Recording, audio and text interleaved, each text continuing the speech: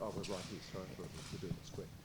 Well, it's always great when I'm able to welcome the Prime Minister of Australia to the Central Coast, and this afternoon has been a really exciting opportunity. I'd like to welcome the Prime Minister, I'd like to welcome the Minister for Energy and Emissions Reduction. I'd particularly like to thank Star Scientific for hosting us here today, to acknowledge the Chairman, Andrew Horvath, but also to acknowledge the incredible work that a business based here on the Central Coast is doing in such an emerging industry such as hydrogen. This is really exciting technology. We are seeing investment like there's no tomorrow in an organisation like this. And one of the exciting things that I heard today was that this company is growing from 25 employees to close to another 200 employees by the end of the year. This is an exciting news day for the Central Coast in terms of an announcement from the federal government. But what I'm really excited to see is that it's organisations and businesses here on the Central Coast that are really driving the innovation that is going to help us to deliver cleaner energy sources, more reliable, affordable energy, and also making sure that we do continue to drive economic growth in terms of jobs here on the Central Coast, as well as, of course, ensuring that we do have a better environment tomorrow than what we have today. So this is exciting. It is wonderful to have the Prime Minister and the Minister for Energy and Emissions Reduction here today, and I'll invite the Prime Minister to make the formal announcement. Thank you. Well, thank you very much, Lucy. It's good to be here with Angus and you, Andrew, and all of your team here. It was great to meet you. Lucy, I know you must be very excited to see what's happening here on the Central Coast. It's great to be here on the Central Coast. We are seeing people commuting to the Central Coast for the jobs that are being created in these wonderful businesses and these innovative businesses that are actually pioneering where energy is going into the future. You know, Australia has always played a huge role in meeting the energy needs of our region. That's what Australia's economy has been known for a very, very long time. And we're committed to ensuring that Australia continues to be doing that into the future. The world is moving to a new energy economy, a net zero economy when it comes to energy. And Australia will play a huge part in that. And the way we are going to play a huge part of that is ensuring that we are backing in the best scientists, the best entrepreneurs, the best pioneers, and those who are doing that in our heaviest industries. See, there's a myth out there which says that you can't use the sorts of things that are being done in a business like this to power major industry. See, this is the exciting challenge that we have in Australia, that we get to solve for the net zero energy future, what that means for heavy industry, for manufacturing, for what's going to spin those massive turbines, for what's going to power those enormous resource trucks up in the Pilbara or in other places, what's going to fire up the recycling glass plants around the country, what's going to protect and support the jobs in Gladstone to Bell Bay to over to the Pilbara, up here in the Central Coast and the Hunter. All of those jobs are going to be supported, and they're going to grow even more in the new energy economy because of the investments and because of the science and the technology, the energy technology that is being delivered right here in Australia. And it's our government's plan to ensure that we're meeting that challenge through technology, not taxes. We're not going to tax our way into the new energy economy. We're going to ensure that we achieve it through our investments, our smart investments in the energy technology that will power up Australian industry well into the future. And a huge part of that has been the technology roadmap, which Angus Taylor has been leading, supported by Australia's best scientists, people like Alan Finkel, who used to be our chief scientist, and others, and Alan is now continually involved in this project going forward. There are two elements of this energy technology that are so essential for Australia's future. One is the development of hydrogen. I want Australia and hydrogen technology to be synonymous around the world. And it's a key point I'll be making at the Climate Summit over the next few days, that Australia is really putting the flag right out there when it comes to ensuring that we lead the world in hydrogen technology. The hydrogen that can fire up furnaces that were used to be done by other forms of fossil fuels, that can run those trucks, that can run long distance transport and do all of the things we needed to do, solving for these problems. So today we're announcing $275 million, thereabouts, in additional investment in 4 new hubs, for hydrogen hubs. Now Angus will tell you a bit more about how that works, but what it basically is bringing together in particular parts of the country where there's the ability to generate the hydrogen, to use the hydrogen, to innovate around the hydrogen, and you create, and hydrogen, it's zero emissions gas. That's what it is. Hydrogen is zero emissions gas, and ensuring that in those ecosystems, as you might call them, those communities, if you like, those industrial communities, whether it's in Gladstone or whether it's, say, in the Hunter or other places, that's what this does. It's creating that. You wonder how Silicon Valley started. Well, it started by creating a community of people who are innovating in technology and using technology and changing the world. That's what these hubs are. And we're investing in creating more of them after the investments we made in the last budget. Now, the other announcement we're making today is some $267 million in carbon capture, use and storage. In a net zero future, there will still be carbon emissions that come from particular industries. Planes will still fly. I don't know anyone yet who's going to get on a plane that has not been flown with fuel. And so there will be emissions in the future, and there will be in 2050. And carbon capture, use and storage is essential to ensure that that can be accommodated. Up there in the Gorgon project, Angus can talk more about that, but that is one of the world's largest sites for carbon capture, use and storage. Some 4 million tonnes, I think it is, already. A real project, actually happening. And so Australia has to pioneer both of these technologies and be right out there in front. That's how you get there. That's how we achieve what we're all trying to achieve. A lower emissions future, sure, but not at the price of taxing our heavy industries off the planet. Not at the price of taking away the jobs that I've seen right here. You know, in this very plant, what we're seeing is people bringing all sorts of skills together. People who make things, people who research things, people who administer things, all making this happen in this amazingly innovative business with some of the most amazing innovative technology that is going to make a big difference. So I'm very proud, Andrew, of what you're achieving here. And our plan through the technology roadmap is to ensure that we get there through technology, not taxes. And I'll allow Angus to fill you in more. Thanks, PM. It's great to be with you here, Lucy, on the Central Coast with the Prime Minister and with Andrew and his team of world beaters, because that's what this organisation is. And like so many across Australia, we have world beaters in energy technology, and we always have had. We always have had. We've built some of the greatest energy supply chains and industries, exports in the world, and we will continue to do that, exactly as we're seeing here today. Now, the face of bringing down emissions and delivering affordable, reliable energy in Australia and around the world is what we see here today. It's entrepreneurs, it's innovators, it's not tax collectors. And this is the key. It's not about imposing taxes. It's not about eliminating industries. It's about creating jobs, and it's about harnessing the smarts, the capability and the skills of Australians right across this great country.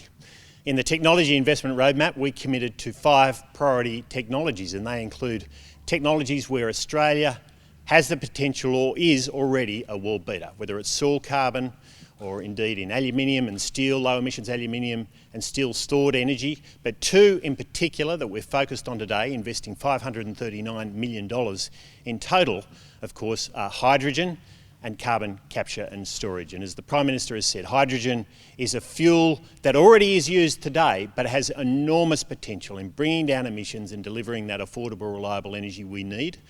And not just energy for production of electricity, where it will play a huge role, as we've seen here today, but also in production of heat and as an industrial feedstock for critical products like fertiliser that puts food on our tables every day.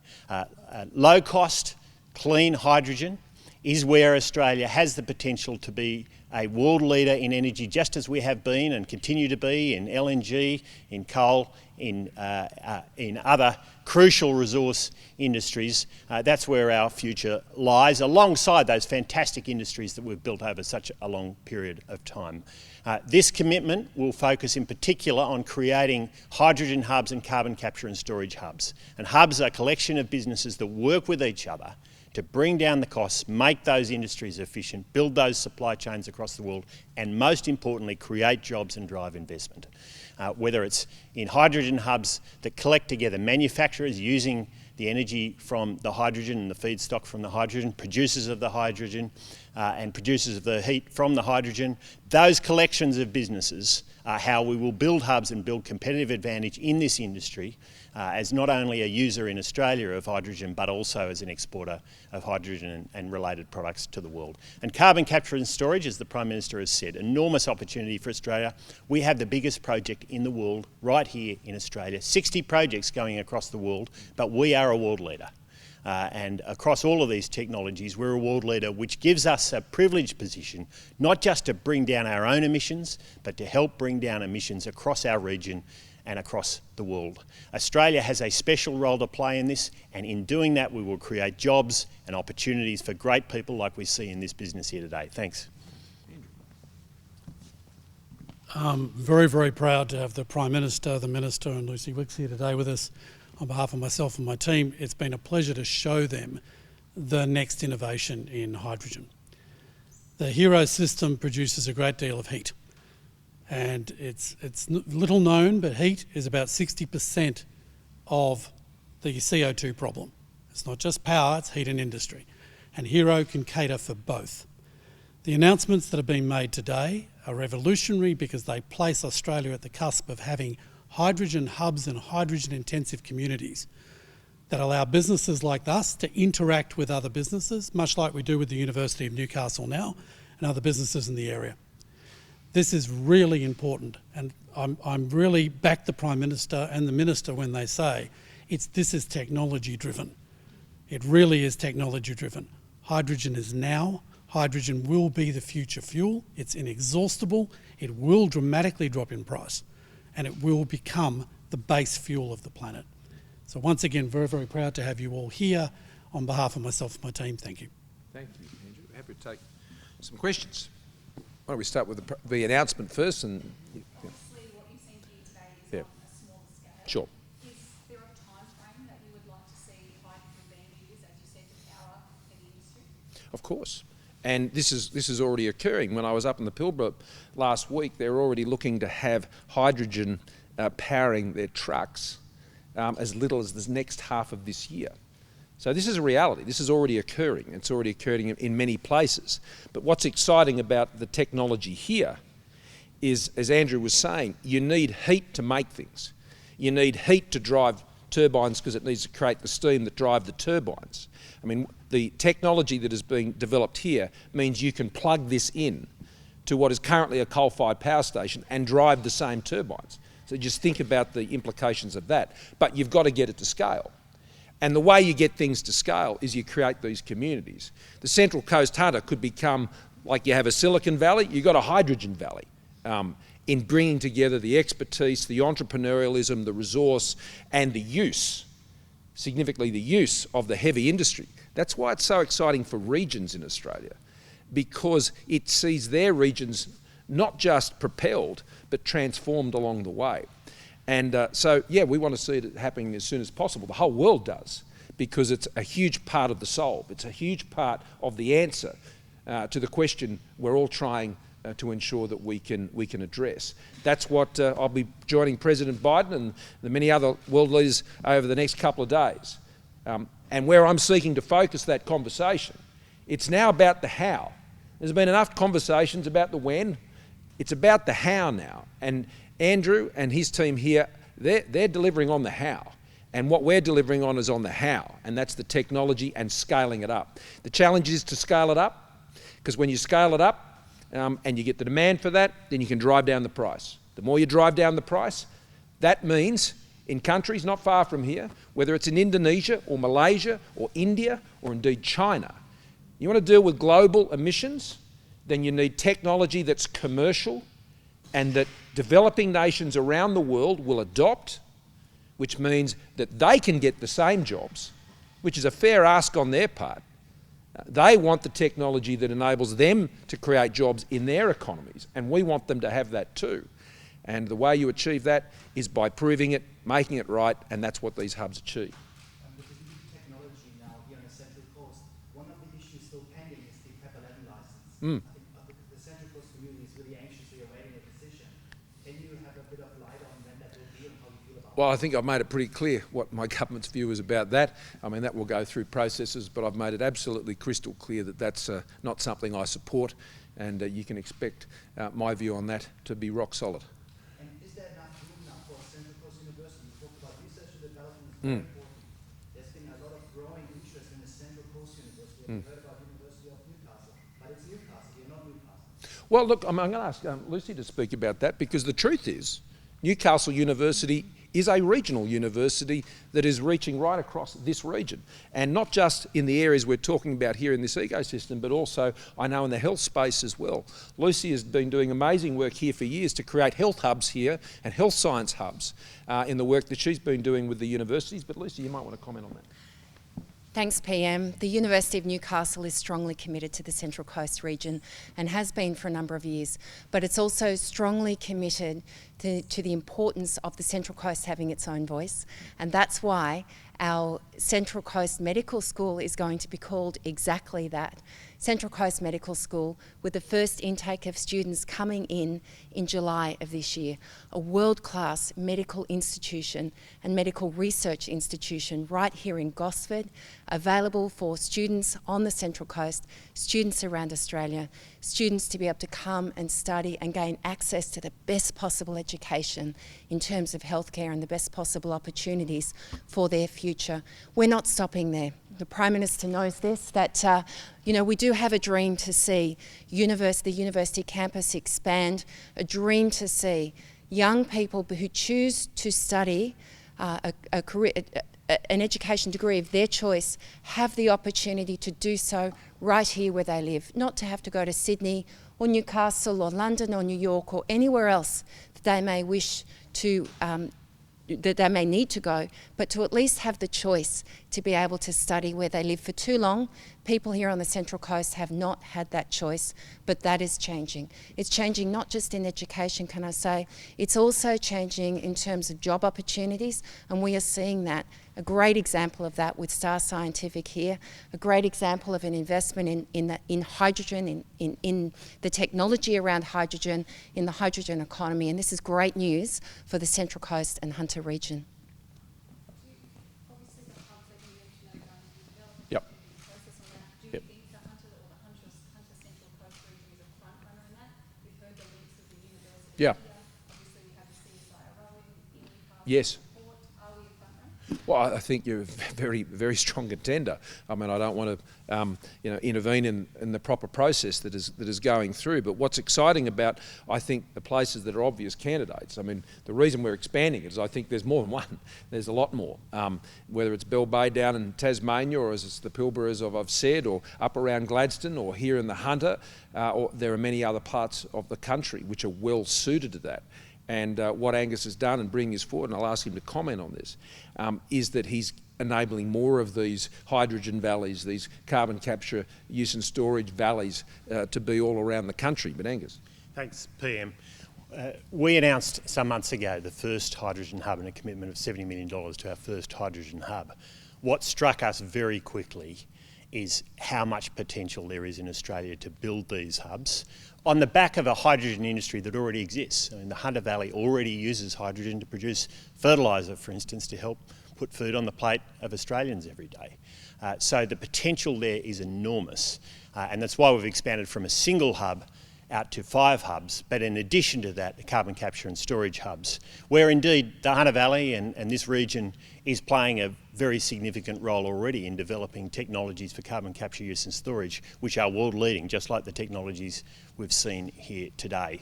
So in terms of the process, the round of it'll be a competitive grant process. It'll open in the coming months, and we're looking to make announcements in the first part of next year.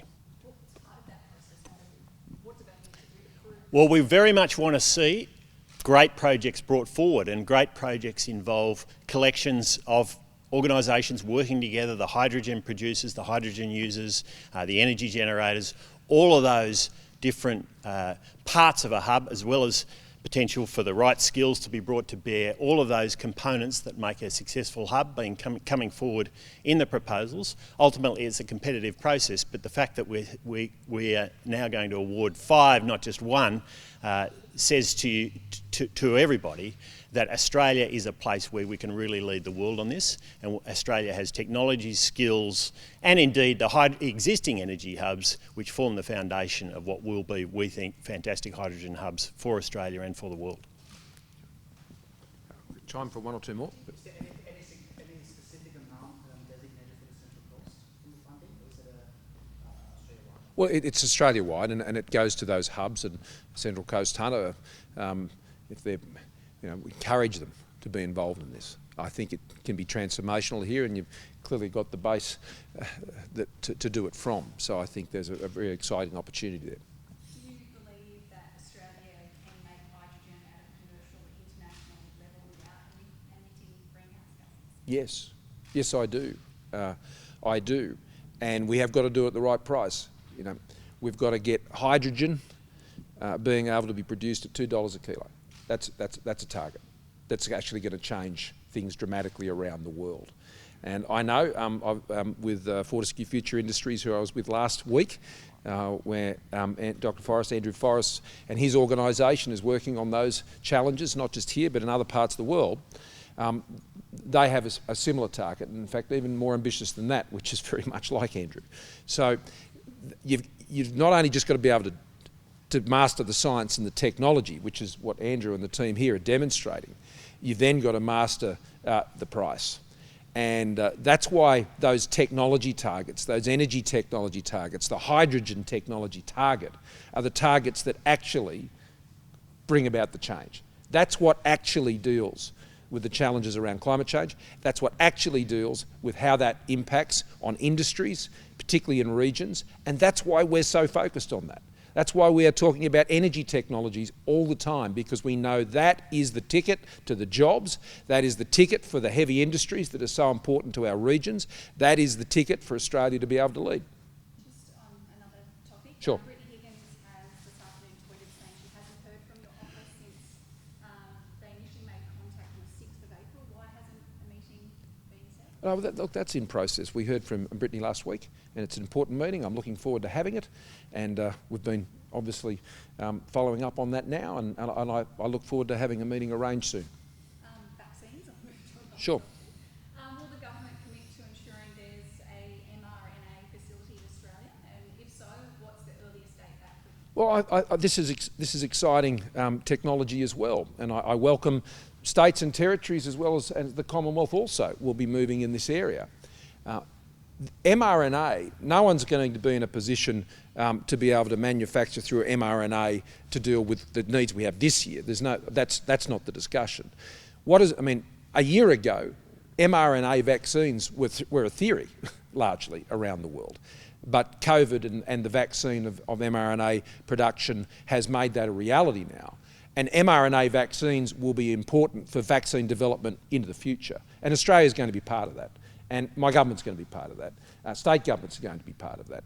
And so we welcome that. But this is about establishing that manufacturing capability here, not so much specifically to deal with COVID, although there will be, because I think COVID will continue to be with us for some time, and there will be further evolutions of vaccines in that area. So we will move to do that.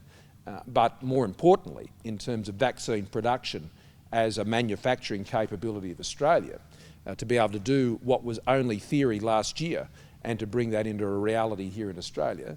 At present, you can only do mRNA vaccines in the United States and certain parts of Europe. So it is a very new area of science when it comes to vaccines.